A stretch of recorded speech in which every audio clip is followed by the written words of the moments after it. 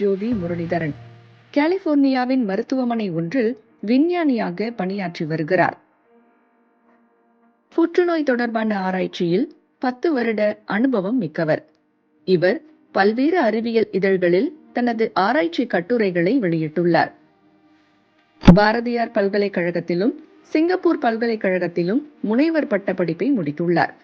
இவர் அரசு பள்ளியில் தமிழ் வழியில் பயின்றவர் என்பது குறிப்பிடத்தக்கது. சிக்கலான ஆராய்ச்சிகளுக்கு மத்தியில் இலக்கிய வாசிப்பை பெரும் இளைப்பாறுதலாக குறிப்பிடுகிறார்.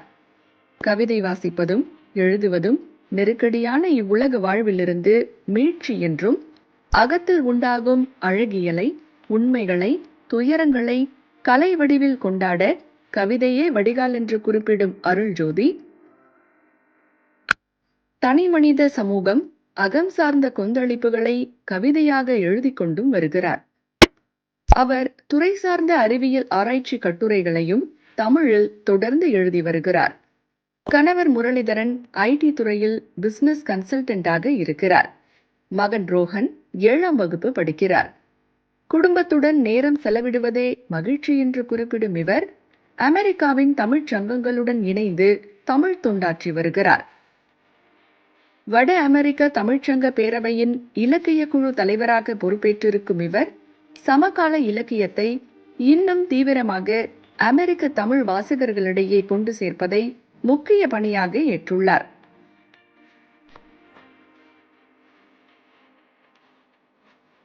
ஹாய்மா, எப்படி இருக்கிறீங்க? நம்ம இங்கெல்லாம் ரொம்ப மிஸ் பண்றோம். I'm so proud of you for achieving your milestone. நான் என்ன சொல்றது தெரியல. I'm so happy for you. ரொம்ப சந்தோஷமா இருக்கிறோம். இங்க நம்ம எல்லாருமே ரொம்ப ப்ரௌடா இருக்கிறோம். எனக்கு நல்லா தெரியும். You will release books மா. எனக்கு தெரியும். You will release books. You are working. நீங்க ரொம்ப ஹார்டா ஒர்க் பண்ணிட்டு அச்சீவ் பண்றது it's a crazy thing. I am so happy for you. நீங்க நல்லா ஒர்க் பண்ணுங்க, இன்னும் புக்கு செய்யுங்க. We wish you the very best. Love you ma. Miss you.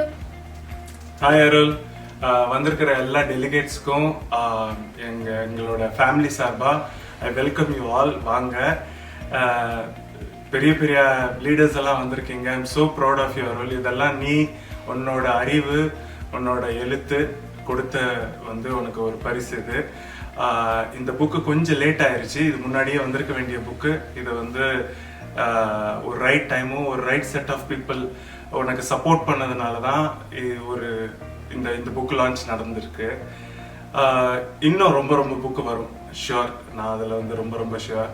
நீ பயங்கர talented, no doubt about it. இந்த புக்கு கொஞ்சம் டிலே ஆயிருக்கு. நெக்ஸ்ட் டைம் எல்லாம் கொடுத்துக்கிட்டே இருக்கணும் புக்கு. இது எங்களோட ப்ராமிஸ். நான் பண்ண வைக்கிறேன் உன்னைய. Okay, alright. I wish you all the best Arul. Thank you so much. வந்திருக்கிற எல்லாத்துக்குமே எங்களோட வணக்கங்கள். Enjoy the event. இமையோர் விருந்தமிழ்தம் என்றாலும் வேண்டேன். அன்னை தமிழுக்கு வணக்கம். அவையோர் அனைவருக்கும் வணக்கம். முனைவர் பட்ட இறுதி தேர்வின் போது கூட இத்தனை பதட்டமாக நான் உணரவில்லை. அறிஞர்கள் ஆளுமைகள் நிறைந்த இந்த அறை எனக்கு சிறிது பதட்டத்தை தந்து கொண்டிருக்கிறது. ஊரிலிருந்து 2 நாட்கள் தான் ஆகின்றன. இன்னமும் ஜெட்லாக் போகவில்லை. என்னுடைய சர்க்கேடியன் ரிதம் இன்னமும் இதற்கு பழக்கப்படவில்லை. ஆதலால் தூக்க கலக்கத்தில் ஏதேனும் உளறினால் மன்னிப்பீர்களாக. கவிதையின் நோக்கம் பிரமிக்கத்தக்க சிந்தனையால் நம்மை மயக்க முயல்வது அல்ல, மாறாக இருப்பின் இந்த கணத்தை மறக்க முடியாததாகவும் தாங்க முடியாத ஏக்கத்துக்கு தகுதியானதாகவும் மாற்றுவதே ஆகும். மிலன் குந்த்ரே. நீலவானின் நீல அகலங்களை மூளையிலிருந்து ஒரு குட்டி நட்சத்திரம் முழம் போடுகிறது. அப்துல் ரஹ்மான். மகத்தான கலை மேதைகளின் கண்களின் வழியேதான் இதுகாரும் இந்த பிரபஞ்சத்தை நான் கண்டுகொண்டிருக்கிறேன். அது இதுவரை நான் புழங்கியே இராத ஒரு வெளியொன்றை எனக்கு அறிமுகப்படுத்தி கொண்டிருக்கிறது. இன்னமும் அதை பற்றி நுட்பமாக சொல்ல போனால், நான் என் வாழ்வியல் அனுபவங்களில் உள்ள புதிய சாத்தியத்தை திறக்கிற சாவியாக கவிதையை கண்டுகொள்ள செய்திருக்கிறது. இந்த வாழ்வின் இருத்தியலின் அவல உண்மைக்கும் மிகை யதார்த்தங்கள் உண்டாக்குகின்ற மாயத்துக்கும் இடையே என்னுடைய அகமும் புறமும் மாறி மாறி ஒரு அலைவை உண்டாக்குகிற அந்த வெளியை சுமைகளை, அது ஒரு அலைவை உண்டாக்குகிற அந்த சுமைகளை இறக்கி வைக்க கவிதைகளைத்தான் என்னை கண்டறிய செய்திருக்கிறது. மின்னல் போன்ற தரிசனமாக கவிதைகள் வழியே விரிந்திடும் இந்த உலகம் எனக்கு எப்போதும் ஒரு பெரிய உற்சாகத்தையும் வியப்பையும் மாறி மாறி கொடுத்து கொண்டே இருக்கின்றன. தனி மனித அகமும் சமூக அகமும் மாறி மாறி கொந்தளித்து பரிணமிக்கின்ற இந்த எழுத்து சித்திரத்தை இன்று உங்கள் முன் வைத்திருக்கிறேன். இந்த புறவயமான, மிகவும் புறவயமான இந்த வாழ்வியல் சூழலில் இருந்து கொண்டு அகத்தில் உண்டாகும் போராட்டங்களை, நான் கண்ட அழகியலை, நான் கண்ட உண்மையை, எனக்குண்டான பிறழ்வுகளை, இந்த வாழ்வின் துயரங்களை, என் அபத்தங்களை கலைவடிவில் கொண்டாட கவிதைகளை தவிர எனக்கு வேறு மீட்சியே இல்லை. என்னை சுற்றி நடக்கின்ற சமூக அவலங்கள், சமூக பிரச்சனைகள் எப்போதும் என்னை கடுமையாக பாதித்திருக்கிறது. பல நேரங்களில் தூக்கமிழக்கவும் செய்திருக்கிறது. என்னை ஆட்டி வைக்கும் வாழ்வியல் சிக்கல்கள், அதிலிருந்து படைக்கும் போது தப்பும் வழியாக நான் கண்டறிந்ததுதான் கவிதை என்று நினைக்கிறேன். பள்ளி பருவத்தில் கிட்டத்தட்ட ஒரு 11ஆம் வகுப்பு மாணவியாக இருந்த போது என்னுடைய பள்ளிக்கு அரசியல் பிரமுகர் ஒருவர் வருகை புரிந்திருந்தார். அவருக்கு வரும் வழியில் பூ தூவுவதற்காக நாங்கள் எல்லாம் நிற்க வைக்கப்பட்டிருந்தோம்.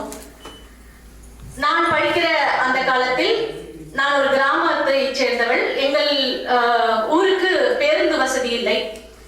நான் எல்லாரும் பூ தூவும் போது அவரிடம் ஒரு கவிதையை எழுதி கொண்டு போய் நீட்டினேன். அந்த கவிதை எங்கள் ஊருக்கு பேருந்து வருவதில்லை என்பதை பற்றியதான ஒரு கவிதை. அதற்கு பிறகு அது இரு நேரமும் வந்து செல்வதற்கான ஆவணம் செய்யப்பட்டது. ஆகவே என்னுடைய மன கொந்தளிப்புகளை இறக்கி வைப்பதற்கான ஒரு இடமாக கவிதைதான் எப்போதும் எனக்கு இருந்திருக்கிறது.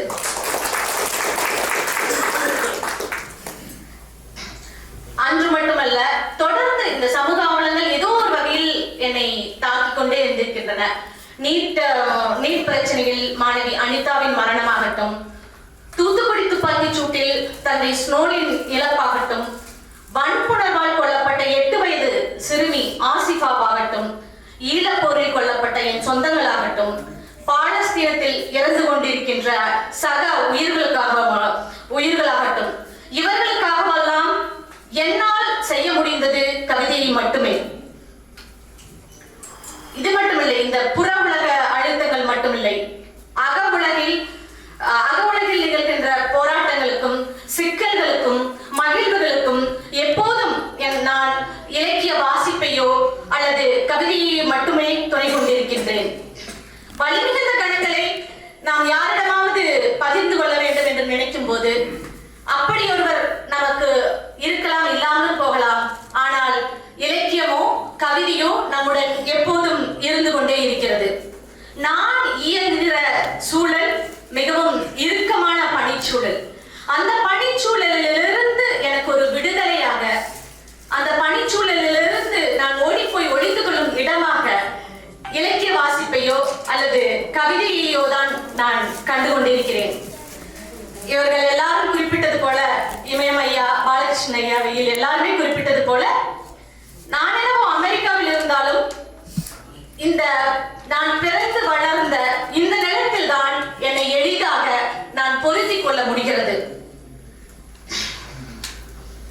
திருவள்ளுவரில் தொடங்கி பாரதியாரிலிருந்து கலாப்ரியா, ஞானக்கூத்தன், விக்ரமாதித்தன், தேவதச்சன் போன்ற எண்ணற்ற மூத்த கவிஞர்களில் இருந்து இன்று தீவிரமான கவிதைகளை தந்து கொண்டிருக்கின்ற இளங்கோ கிருஷ்ணன், சுகீர்தராணி, வெய்கில் பரமேஸ்வரி, இசை, இன்னும் பல பேர்களை சொல்லிக்கொண்டே இருக்கலாம். எனக்கு நினைவில் இருக்கின்ற சில பேர்களை மட்டும் குறிப்பிடுகிறேன். அதையும் தாண்டி தற்போதைய நவீன கவிதைகளின் தடத்தை இன்னமும் மாற்றிக் கொண்டிருக்கின்ற தற்போதைய அடுத்த தலைமுறை கவிஞர்கள் வேணி, சூர்யா, துரை, மதார், அனார், ரோஸ்லின், இன்னும் ஸ்ரீனிவாசன், இவங்களோட எண்ணற்ற கவிஞர்களுடைய தளத்தில் இயங்கும் நிலம் இது. இந்த தாய் நிலம் என்பது திருவள்ளுவரில் துவங்கி, தொல்காப்பியரில் துவங்கி, பாரதியாரில் இருந்து இன்றைய வேணி, சூர்யா வரைக்கும் தொடர்ந்து கொண்டே இருக்கிறது. இது போன்ற இடத்தில் கவிதைக்கோ இலக்கியத்துக்கோ புதிதாக நான் என்ன தந்துவிட முடியும்? என்ற எண்ணம் எப்போதும் எனக்குள் இருந்து கொண்டே இருந்தது. அது ஒரு மிகப்பெரிய தயக்கமாகவே இருந்தது என்று சொல்லலாம்.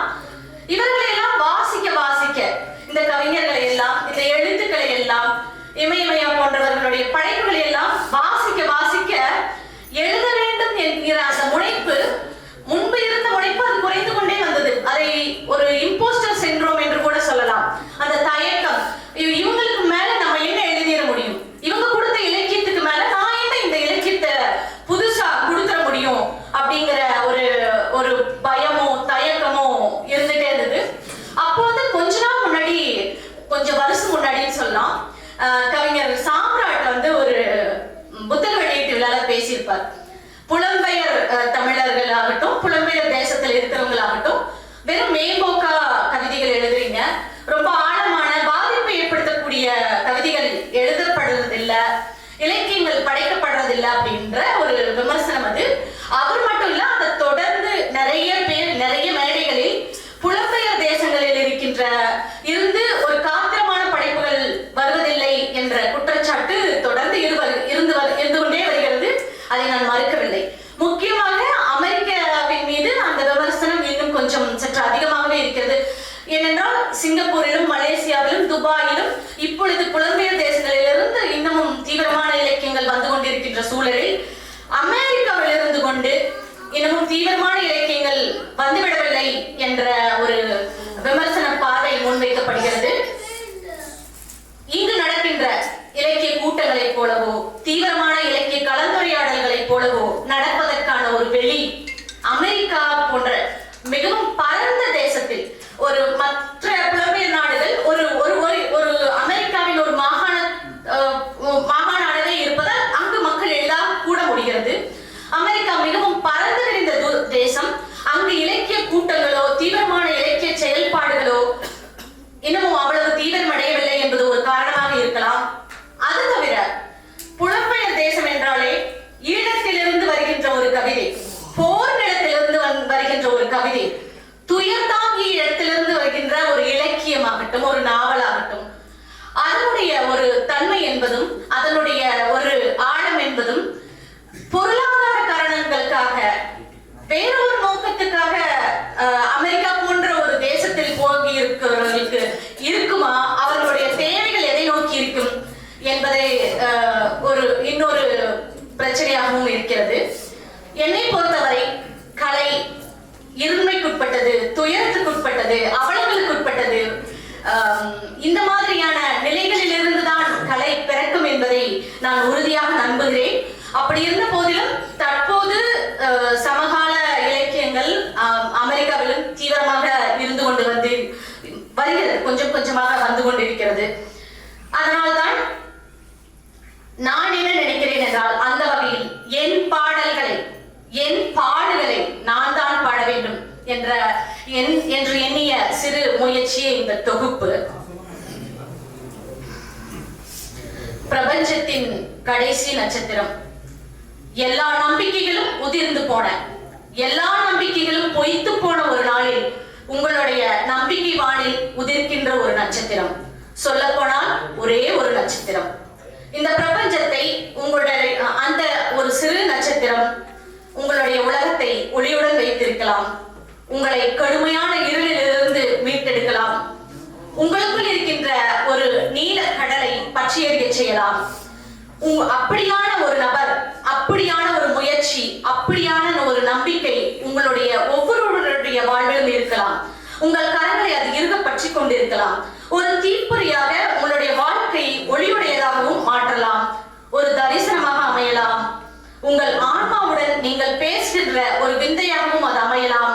அது ஒரு கவிதையாக கூட இருக்கலாம். அப்படி ஒரு தரிசனமான ஒளியாக நான் கண்டடைந்த இந்த பிரபஞ்சத்தின் கடைசி நட்சத்திரம், அது கடந்து வந்த பாதையை பகிர்வதென்றால் ஒரு நீண்ட நன்றியுரையை சொல்வதே பொருத்தமாக இருக்கும் என்று நம்புகிறேன். முதலில் என் குடும்பத்திலிருந்து ஆரம்பிக்கலாம் என்று எண்ணுகிறேன். என்னுடைய அப்பா அம்மா நீங்க இங்கே பார்த்திருப்பீங்க, என்னோட பெற்றோர்கள். அவங்களுக்கு நான் என்ன செயலை செய்யறேன் அப்படிங்கிற அந்த கேள்வியெல்லாம் எப்பவுமே இருக்காது. நிறைய நேரம் நான் என்ன செய்யறேன்ற புரிதல் தெரியுமா அவங்களுக்கு அப்படிங்கிறது கூட இல்லை. ஆனா அந்த அன்கண்டிஷனல் சப்போர்ட், அன்கண்டிஷனல் லவ் அப்படின்னு சொல்லுவாங்க இல்லையா, அதனால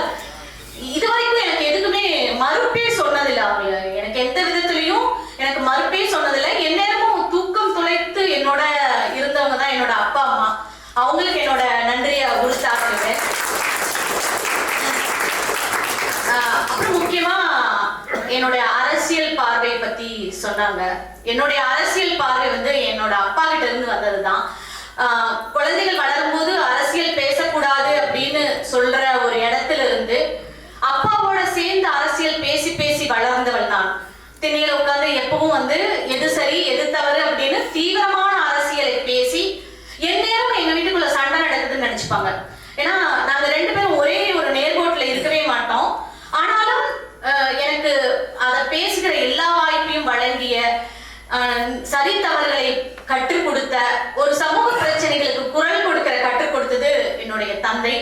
அவருக்கு என்னுடைய நன்றி. என்னுடைய அம்மா, அவங்களுக்கு நான் என்ன செஞ்சாலும் மறுபேச்சே இல்லை. எவ்வளவு நாளும் இப்ப நான் ஊர்ல இருந்து வந்திருக்கேன், எனக்கு ஜெட்லாக். என்னால வந்து இந்நேரத்துக்கு ஒரு 3 மணிங்கும் போது நல்லா கடுமையான உறக்கம் வந்துடும்.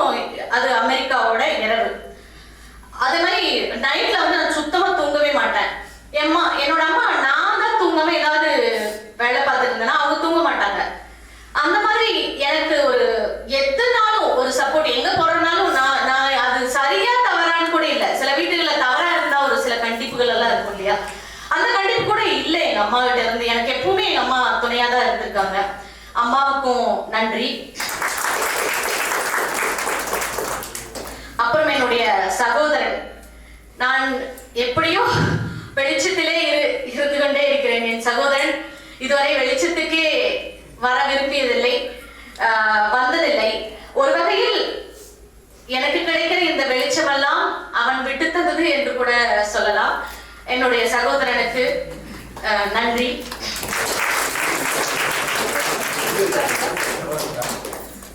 தெரியல, ஏதாவது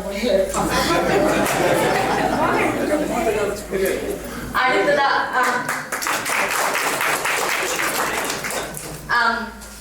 என் இணையரை பத்தியும் என்னோட மகன் ரோஹனை பத்தியும் சொல்லாம இருக்க முடியாது. நான் வந்து நிறைய தமிழ்ச்சங்க கூட்டங்கள், உள்ளூர்ல போராட்டம் நடக்குன்னா அமெரிக்கால வந்து நாங்க வந்து இந்த அனிதாவோட நீட் பிரச்சனையாகட்டும், வேற எந்த பிரச்சனையாகட்டும், எங்களோட எதிர்ப்பு இது எந்நேரமும் இந்த தாய் நிலத்தோடு பிணைக்கப்பட்டவர்கள் புலம்பெயர் தமிழர்கள். இங்க ஒரு பிரச்சனை நடக்குதுன்னா இங்க இருக்கிறவங்க போராடமோ இல்லையோ நாங்க எந்நேரம் கொடி பிடிச்சிட்டு வாஷிங்டன்லயோ கலிபோர்னியாலயோ எந்நேரமும் நிற்கக்கூடிய ஆட்கள் நாங்கள்.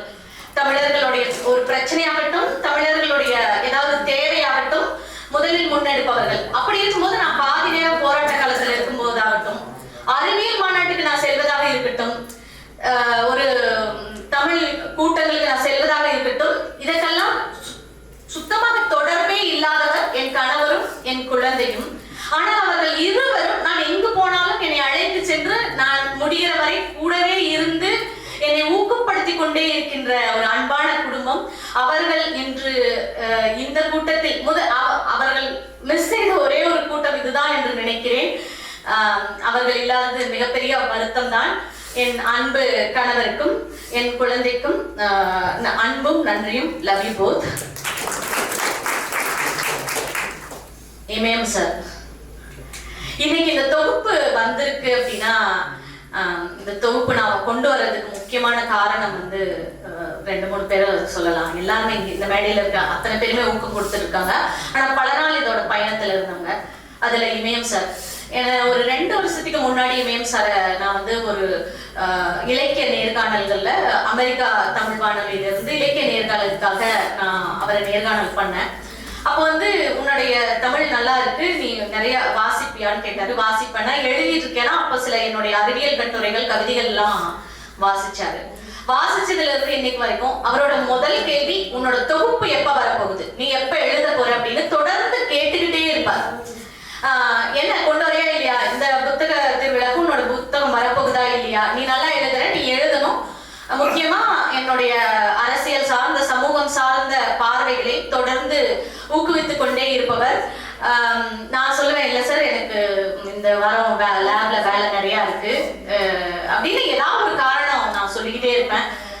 ஆனா அவர்கிட்ட இருந்து என்ன வரும்னா, எழுதணும்னு நினைக்கிறவனுக்கு ஒரு வாய்ஸ் நோட்டு கூட போதும், உனக்கு என்ன தோணுதோ அதை வாய்ஸ் நோட் பண்ணிவை, அப்புறம் எழுது, நீ காரணம் சொல்லாத, சாக்கு போக்கு சொல்லாத, எழுது அப்படிங்கறத எனக்கு தொடர்ந்து ஊக்கப்படுத்தி கொண்டே வந்த இமயம் ஐயா அவர்களுக்கு என்னுடைய நெஞ்சார்ந்த நன்றிகள். பாலகிருஷ்ணன் சார், பாலகிருஷ்ணன் சார் வந்து நான் வந்து ரொம்ப உயரத்துல வச்சிருக்கேன். மிக உயரத்துல இருந்துட்டு தமிழ் மக்களுக்காக பண்பாட்டுக்காக பாடிக்கொண்டிருக்கும் ஒரு பருந்து. அவர் பகுத்தறிவு பகலவன், ஆய்வாளர். அவரை நான் பார்த்து வியக்கிற விஷயம் என்னன்னா, எனக்கு எப்ப பார்த்தாலும் ஒரு காரணம், எழுதாம இருக்கிறதுக்கு நான் ஒரு காரணம் தேடிக்கிட்டே இருக்கும்போது பாலகிருஷ்ணன் சார் வந்து எழுதுறதுக்கு ஒரு காரணம் தேடிக்கிட்டே இருக்காரோ அப்படின்னு தோணும் எனக்கு. அத்தனை பணிச்சுமைகளுக்கு இடையிலும் ஒரு IAS ஆபீசரா இருந்துட்டு ஒரிசா மாநிலத்தோட பணியில இருந்துட்டு தீவிரமான பணிகளுக்கு இடையிலும் ஒரு தமிழ் பண்பாட்டிற்காக ஒரு வரலாற்றை மாற்றி எழுதுவதற்காக துடித்து கொண்டிருக்கும் ஒரு இளைஞர் அப்படின்னு தான் பாலகிருஷ்ணன் ஐயாவை சொல்லணும். எந்நேரமும் அவர் ஊக்கம் கொடுத்து கொண்டே இருப்பவர். நீ எழுது, நல்லா எழுதுன்னு சொல்லி. அவருக்கு அதுவும் 2 நாள் முன்னாடி அவருக்கு ஹாஸ்பிட்டல் அட்மிட் ஆயிருந்தாரு, காவேரி ஹாஸ்பிட்டல்ல. அவர் இங்க வர முடியுமா அப்படிங்கிற ஒரு சூழ்நிலை கூட இருந்தது. இல்ல, கண்டிப்பா உன்னோட புத்தக வெளியீட்டுக்கு வருவேன் அப்படின்னு சொல்லிட்டு வந்து குடும்பத்துல ஒருத்தரா இருந்த பாலகிருஷ்ணன் ஐயாவுக்கு என்னுடைய மனமார்ந்த நன்றிகள். இளங்கோ கிருஷ்ணன் என்னுடைய மென்டார், கவிதையின் மென்டார்னு சொல்லலாம். அவரும் அப்படிதான். எனக்கு இந்த கவிதை தொகுப்பு அப்பப்போ தோணும் போதெல்லாம் எழுதிட்டே இருக்கேன் அப்படிங்கிற அளவுலாம் இருந்தது. புத்தகமா கொண்டு வரலான்னா நான் சொன்ன மாதிரி எனக்கு ஒரு தயக்கம் இருந்தது. இந்த தாய் நிலத்துல இவ்வளவு தீவிரமா எழுதிக்கிட்டு இருக்கிறவங்க மத்தியில நம்ம தொகுப்பு கொண்டு வரணுமா அப்படிங்கிற ஒரு தயக்கமும் ஒரு பயமும் இருந்துகிட்டே இருக்கும்போது என்னுடைய கவிதைகளை படித்து அதை வந்து பிரிச்சு, முக்கியமா நான் அவளை சொல்ல எனக்கு ஒரே வியப்பா இருக்கும். இவரோட துறை சார்ந்த அந்த அறிவு இருக்குல்ல, அது எனக்கு வியப்பா இருக்கும். ஒரு கவிதை சார்ந்து தத்துவார்த்தம் சார்ந்து மட்டும் அவர் பேசினா பரவாயில்ல. நான் ஒரு இயற்பியல் கவிதை எழுதியிருக்கேன். அவர் வந்து மாடர்ன் பிசிக்ஸ் படி நீ எழுதியிருக்கிற இது வந்து லாஜிக்கலா கரெக்ட் இல்லை அப்படின்னு ஒரு கரெக்ஷன் போட்டாரு. மாடர்ன் பிசிக்ஸ பத்தி பேசுறாரு. அடுத்தது வந்து மனிதம் பத்தி ஒரு கவிதை எழுதியிருந்தேன். அதுல வந்து ஆந்த்ரோபாலஜில எப்படி ஹியூமனோட ஃபீமர் வந்து ஹியூமன் சிவிலைசேஷனோட ஃபர்ஸ்ட் ரெப்ரசன்டேஷனா இருந்துச்சு அப்படிங்கிற மார்கரெட் மெட்டோட ஒரு மேற்கோளை காட்டி பேசினார். எனக்கு ஒரே ஆச்சரியமா இருந்தது. இவ்வளவு ஒரு ஆழமான நுட்பமான அந்த அவதானிப்பு, அந்த வாசிப்பு, அந்த அறிவு இவருக்கு எங்க இருந்து வருது? இது நான் வந்து வெறும் கவிதை தளத்துக்குள்ள மட்டும் அவர் இயங்கல. என்னோட கவிதைகள் வேறு வேறு தளத்துல பயணிக்குது. நான் வந்து ஒரு மருத்துவம் சார்ந்த ஒரு கவிதை எழுதியிருக்கேன், ஒரு போராளி சார்ந்த ஒரு மருத்துவ பணியாளர் சார்ந்த ஒரு கவிதை.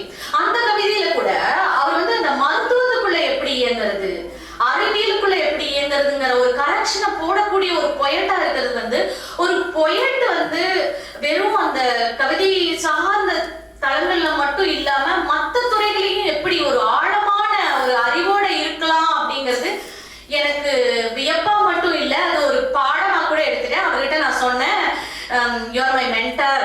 எனக்கு வந்து அவர்கிட்ட ஒரு கவிதையில ஒரு 2-3 செஷன் உட்கார்ந்து பேசும்போதெல்லாம் எனக்கு வந்து எப்படின்னா ஒரு பிரைன் ஸ்ட்ராமிங் மாதிரி இருக்கும். ஒரு செஷனும் ஒரு கவிதையை இப்படியெல்லாம் அணுகலாமா, ஒரு கவிதைக்குள்ள நான் எழுதுற கவிதைக்குள்ள இருக்கிற நுட்பங்களை நான் புரிஞ்சுக்கிட்ட விதத்தை விடவும் அவரு உள்வாங்கிக்கிட்டு அதை எனக்கு இதை இப்படி இருக்கலாம் அப்படின்னு சொல்லும் போது அப்ப வந்துதான் நான் சொல்லேன் இல்லையா, மேதையின் கண்களின் வழியாகத்தான் இந்த உலகத்தை பிரபஞ்சத்தை பார்த்து கொண்டிருக்கிறேன் அப்படின்னு.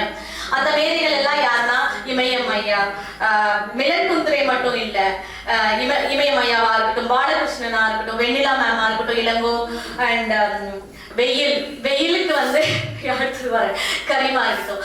இந்த மாதிரியான மேதைகளின் கண்களின் வழியேதான் நான் இலக்கியத்தை, இந்த உலகத்தை, இந்த பிரபஞ்சத்தை எப்படி காணலாம் என்கிற ஒரு சித்திரத்தை அவர்கள் எனக்கு உருவாக்கி தருகிறார்கள். அதனால எனது பார்வை கொஞ்சம் விரிவடைவதாக நான் நம்புகிறேன். அடுத்ததாக இளங்கோ கிருஷ்ணனுக்கு மிக்க நன்றி. இந்த மேடையில பெரும் என்னுடைய பிரியத்துக்குரிய ஆளுமைகள் எம்எம் சார்ல இருந்து, பாலகிருஷ்ணன் சார்ல இருந்து, இளங்கோல இருந்து, வெயில இருந்து, கரீம்ல இருந்து எல்லாம் இருக்காங்க. எனக்கு வந்து எல்லா இடத்துலயும் ஒரு ரெப்ரசன்டேஷன் இருக்கணும். ஒரு இத்தனை ஆண் ஆளுமைகள் இருந்திருக்கிற மேடையில ஒரு பெண் ஆளுமை இருக்கணும் அப்படின்னு எனக்கு தோணுன உடனே என்னோட மனதுக்கு வந்தவங்க வெண்ணிலா மேம். ஒரு எழுதுறதுக்கு ஒரு ஒரு பால் தடையா இருக்காது அப்படிங்கறத, ஒரு ஆளுமையா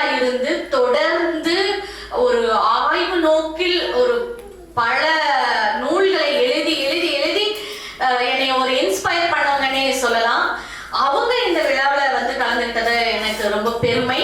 முக்கியமா அவங்க ஒண்ணு சொன்னாங்க, அவையார்ல ஆரம்பிச்சு என் வழியா நீ உன்னை எடுத்துட்டு போறேன். அது எனக்கு எப்படி அது ஒரு காட்சியா விரிஞ்சிச்சுன்னா, இந்த ஒலிம்பிக் ஓட்டத்துல அந்த ஜோதியை கையில கொடுப்பாங்க இல்லையா, அப்படி ஆள் மாத்தி அவங்க அப்படியே அந்த ஜோதியை என் கையில கொடுத்த மாதிரி நான் அடுத்த ஒருத்தருக்காக காத்து இந்த தொடர் ஓட்டம், இந்த எழுத்து ஓட்டம், இந்த நடை ஓடிக்கொண்டே இருக்கும்.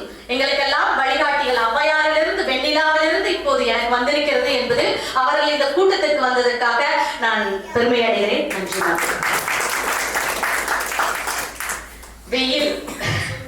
வெயில கூப்பிடுறேன்னு சொன்னோன்னே என்னுடைய நண்பர்களுக்கெல்லாம் அத்தனை ஒரு சந்தோஷம். ஏன்னா வெயிலுக்கு வந்து இந்தியாவையும் தாண்டி அமெரிக்காவிலும் பெரிய ஃபேன் பேஸ் இருக்கு அவரோட உரைக்கு. அப்போ வந்து அவங்க கேட்டதே, ஐயோ வெயில் கூட்டத்துக்கு வராரா அப்படிங்கிற மாதிரி தான். ஒரு பன்றி குட்டி அழகா காட்ட முடியுமா, அக்காவின் எலும்பை வைத்து ஒரு கவிதை தொகுப்பு கொண்டு வர முடியுமா என்று நான் வியந்து பார்த்த ஒரு கவி ஆளுமை வெயில் அவர்கள். இங்க கூட்டத்துக்கு வந்தவங்க எல்லாத்துக்குமே வந்து இன்னைக்கு முக்கியமா வெள்ளிக்கிழமை, எல்லாருமே வேறு வேறு ஊர்களில் இருக்கிறார்கள். கடுமையான சிக்கல் இருந்தது, அதையும் மீறித்தான் எல்லாருமே வந்திருக்கிறார்கள். வெயில் அவர்களுக்கு இங்க வந்து எனக்கு நிறைய புதிய இந்த கவிதைகளை பார்க்கும் விதத்தையோ நான் முன்னேற்றிக் கொள்ளும் விதத்தையோ சொல்லி சென்றதற்காக மிக்க நன்றி. அடுத்ததாக எழுத்தாளர் கரீம் அவர்களை நான் அப்பப்போ கொஞ்சம் தெரிஞ்சிருந்தாலும் மிக தீவிரமா பெருசா தெரிஞ்சதில்லை, மன்னிக்கணும் அதுக்கு. ஆனா வந்து அவர் வந்து அவரோட சமீபங்கள்ல அவரோட செயல்பாடுகளை பார்த்து ரொம்ப ஆச்சரியமா இருந்தது. ஒரு எழுத்து எப்படி சமூகம் சார்ந்து இருக்க வேண்டும் என்பதற்கான ஒரு பெரிய உதாரணம் அவர். அவர்கிட்டையும் கூப்பிட்டோன்ன பல வேலைகளை விட்டுட்டு வந்ததற்காக எழுத்தாளர் கரீம் அவர்களுக்கும் அவருடைய பார்வை, அவர் சொன்னாரு எப்படியெல்லாம் என்னுடைய எழுத்து பயணம் தொடர்ந்து பயணிக்கலாம் அப்படிங்கிறதுக்கான சில அறிவுரைகளை தந்திருக்கிறார். கரீம் அவர்களுக்கு நன்றி. எல்லாருக்குமே முக்கியமா என்ன சொல்லணும்னா, இந்த ஒரு வார நாளின் ஒரு மாலை வேளையில் உங்களுடைய சொந்த பிரச்சனைகள் கஷ்டங்களை எல்லாம் தாண்டி ஒவ்வொருவரும் எனக்காக வந்திருக்கிறீர்கள். இது வந்து எனக்கு ரொம்ப உணர்ச்சி வசப்பட்ட நிலையில இருக்கேன். மிக்க நன்றி. அழகாக தொகுத்து வழங்கி கொண்டிருக்கிற பிரியா கவிஞர் அவருக்கும் மிக்க நன்றி. அடுத்ததா நான் முக்கியமா சொல்ல வேண்டியது என்னுடைய பதிப்பாளர் ஜீவகரிகாலன் இருக்காரா? என்னன்னா எனக்கு இங்க அங்க பகல்லாம் இங்க நைட்டு வெடியோட போன் பண்ணுவேன் அவருக்கு. அவர் தூங்குறாரா முழிச்சிட்டு இருக்காரா அதெல்லாம் கிடையாது. எப்போ எனக்கு ஒரு பதட்டமான மனநிலையே இருக்கும், இந்த புத்தகம் வருமா வராதா அப்படிங்கிற ஒரு பதட்டமான மனநிலையிலேயே இருந்தேன். ஏன்னா அமெரிக்கால நான் ஒரு 15 வருஷமா இந்தியாவை தாண்டி வெளிநாடுகள்ல இருந்துகிட்டு இருக்கேன். நான் ஒரு இயங்கு முறையில இருக்கேன். நான் வந்து அடுத்த வருஷம் நம்ம எங்கேயாவது விடுமுறைக்கு போகணும்னா கூட இந்த வருஷமே அதற்கான ஒரு திட்டம் இருக்கிற ஊரில் இருந்து காலை 8 மணிக்கு மீட்டிங்னா 7:59க்கு ரெடியா இருக்கிற ஒரு இடத்துல இருந்து எல்லாமே ஒரு டைம் ஃப்ரேமுக்குள்ள இயங்குற ஒரு ஊர்ல இருந்து வந்தவன் நான். அங்க ரொம்ப காலமா இருந்துட்டு வந்திருக்கேன். அப்ப எனக்குள்ள ஒரு பதட்டம் இந்த புத்தகம் உருவாக்குறதுல. ஆனா அந்த பதட்டம் வந்து எதனால வந்திருக்குன்னா, நான் இருக்கிற சூழ்நிலையினால அந்த பதட்டம். இங்க வந்து நான் அப்போ சொல்லுவாரு ஜீவகரி, அந்த பதட்டம் இருந்துட்டே இந்த புத்தகம் வருமா வராதா அப்படிங்கிற ஒரு பதட்டம். அந்த பதட்டம் தேவையே இல்லை, நீங்க கூலா இருங்க, எல்லாம் பண்ணிடலாம். எல்லா நேரமும் எனக்கு ஒரு நம்பிக்கையை தந்து கொண்டே இருந்த, நான் கொடுக்குற நான் திடீர்னு இது வேண்டாம் அது வேணுமே எல்லாத்துக்கும் வந்து ஒரு தோழமையோட இருந்த என்னுடைய அன்பு பதிப்பாளர் ஜீவகரிகாலன் அவர்களுக்கு மிக்க நன்றி.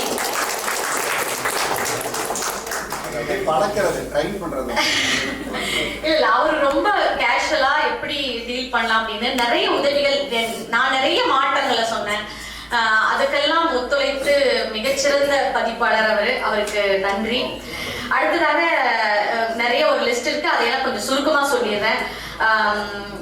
எழுத்தாளர் கார்த்திக் புகழேந்தி அவர்கிட்ட நான் சில நேரங்களில் நிறைய டவுட்ஸ் எல்லாம் கேட்டேன், அதெல்லாம் கிளியர் பண்ணி கொடுத்தார். கவிஞர் சுகிர்தராணி என்னுடைய கவிதைகளை படிச்சுட்டு அதுல சில திருத்தங்கள் எல்லாம் சொன்னாங்க. அது ரொம்ப முக்கியமான திருத்தங்களா பட்டுச்சு.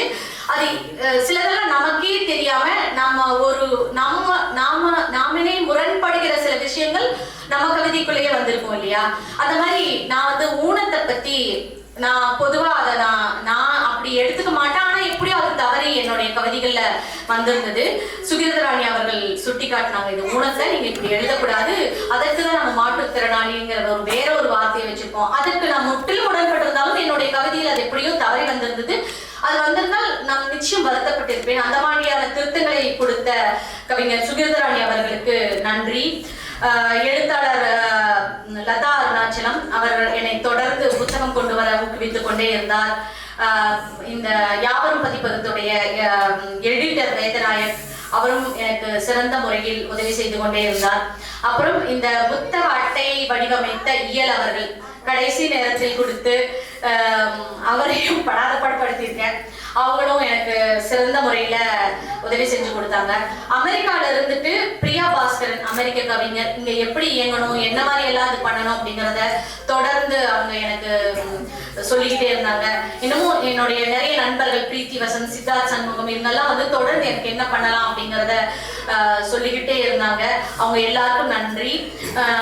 இந்த இலக்கியத்தை இந்த தமிழுக்காக தொடர்ந்து இயங்கி வரும் வட அமெரிக்க தமிழ் சங்க பேரவைக்கு இந்த கணத்தில் நன்றி சொல்வதை கடமையாக கருதுகிறேன். அடுத்ததாக நம்ம கேமரா அவங்களாகட்டும், ஸ்ருதி டிவி, இன்னமும் எனக்காக இந்த மாலை வேளையில் இவ்வளவு நேரம் வந்து காத்திருக்கிற உங்கள் அனைவருக்கும் நன்றி. அதை விட முக்கியமாக நம்மளுடைய வேலாயுதம் ஐயா, அவர் வந்து இந்த கூட்டத்துக்காக அவ்வளவு தூரம் வந்து இருந்தாரு, அவருக்கு நன்றி. இன்னமும் யாராவது பேரெல்லாம் எனக்கு விடுபட்டுருச்சா அப்படிங்கிறது எனக்கு தெரியல.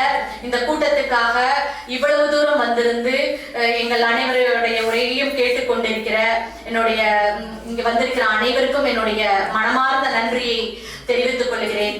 The best is yet to come. என்னுடைய சிறந்த கவிதை இன்னமும் எழுதப்படாமலே இருக்கிறது. அனைவருக்கும் நன்றி.